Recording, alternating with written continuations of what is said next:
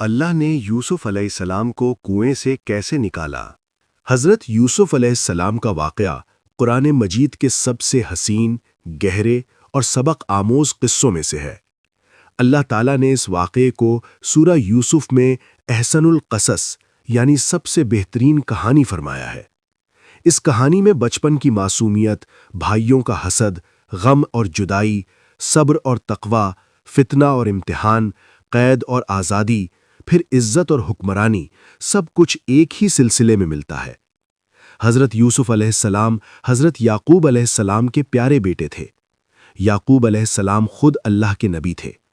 یوسف علیہ السلام بچپن سے ہی نہایت خوبصورت، شریف اور اچھے اخلاق کے مالک تھے۔ حضرت یعقوب علیہ السلام ان سے خاص محبت رکھتے تھے کیونکہ ان میں نبوت کی علامتیں نمایاں تھیں۔ اس محبت کو دیکھ کر یوسف علیہ السلام کے بڑے بھائیوں کے دلوں میں حسد پیدا ہوا۔ وہ محسوس کرتے تھے کہ والد کی توجہ زیادہ تر یوسف علیہ السلام اور ان کے چھوٹے بھائی بنیامین کی طرف ہے۔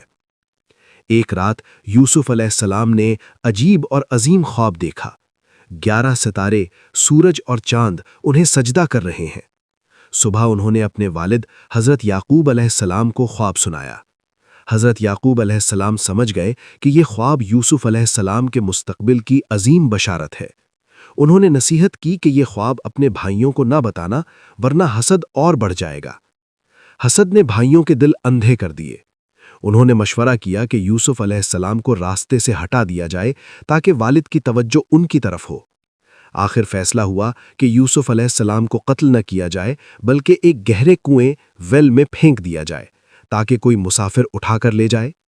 ایک دن بھائی والد سے اجازت لے کر یوسف علیہ السلام کو سیر کے بہانے لے گئے۔ جنگل پہنچ کر انہوں نے یوسف علیہ السلام سے قمیض اتاری اور انہیں کنویں میں پھینک دیا۔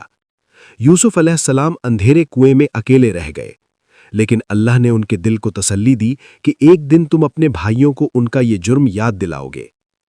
رات کو بھائی والد کے پاس روتی ہوئی آواز میں آئے اور کہا کہ بھیڑیا یوسف علیہ السلام کو کھا گیا۔